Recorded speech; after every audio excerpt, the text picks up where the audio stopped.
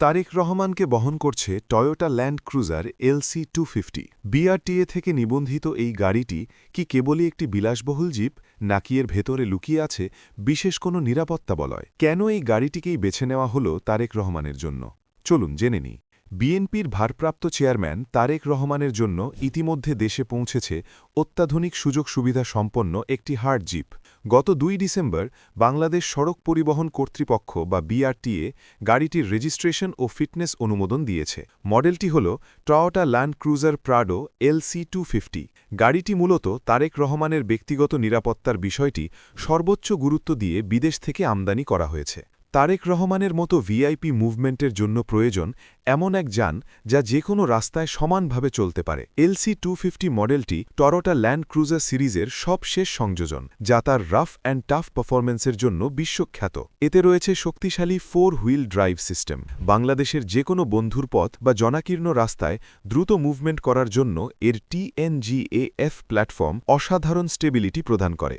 সাধারণত এ ধরনের গাড়িগুলো সাধারণ যাত্রীবাহী যানবাহনের মতো নয়। এগুলো বিশেষভাবে নকশা ও প্রস্তুত করা হয় নিরাপত্তাকে সর্বোচ্চ গুরুত্ব দিয়ে। এসব গাড়িতে উচ্চমানের ব্যালিস্টিক প্রোটেকশন ব্যবস্থা থাকে, যার আওতায় বুলেট প্রুফ গ্লাস, শক্তিশালী স্টিল বা কম্পোজিট লেয়ারের বর্ম এবং আঘাত শোষণকারী কাঠামো যুক্ত করা হয়। ফলে বাইরে থেকে গুলির আঘাত, ছোট আগ্নেয়াস্ত্রের হামলা কিংবা আকস্মিক বিস্ফোরণের ধাক্কা এলেও ভেতরের যাত্রীদের ঝুঁকি তুলনামূলকভাবে অনেক কমে যায়।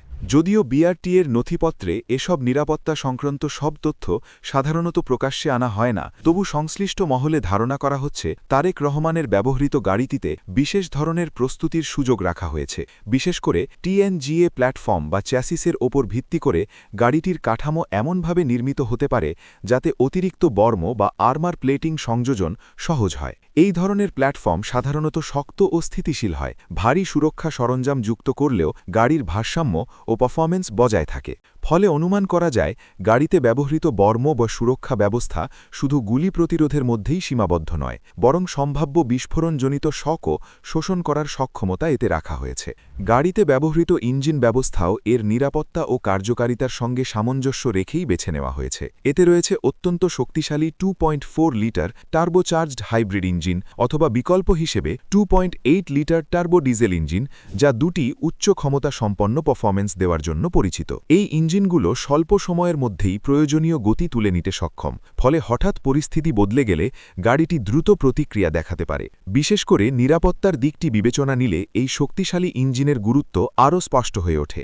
যদি কোনো অনাকাঙ্ক্ষিত পরিস্থিতিতে দ্রুত স্থান ত্যাগ করার প্রয়োজন পড়ে, তখন ইঞ্জিনের উচ্চ টর্ক ও পর্যাপ্ত হর্স পাওয়ার গাড়িটিকে মুহূর্তের মধ্যেই নিয়ন্ত্রণে এনে সামনে এগিয়ে নিতে সহায়তা করে। এতে শুধু দ্রুত গতি নয়, বরং ভারী বর্ম বা অতিরিক্ত নিরাপত্তা সরঞ্জাম যুক্ত থাকলেও গাড়ির কর্মক্ষমতায় তেমন কোনো নেতিবাচক প্রভাব পড়ে না। সব মিলিয়ে বলা যায় এই ইঞ্জিন কেবল গতির জন্য নয়, বরং সংকটময় মুহূর্তে নির্ভরযোগ্য সুরক্ষা ও আত্মবিশ্বাসের প্রতীক হিসেবেই কাজ করে। শক্তি, নিয়ন্ত্রণ ও দ্রুত প্রতিক্রিয়ার সমন্বয়ে এটি যাত্রীকে সর্বোচ্চ নিরাপত্তা নিশ্চিত করার একটি কার্যকর ব্যাকআপ হিসেবে বিবেচিত হয়।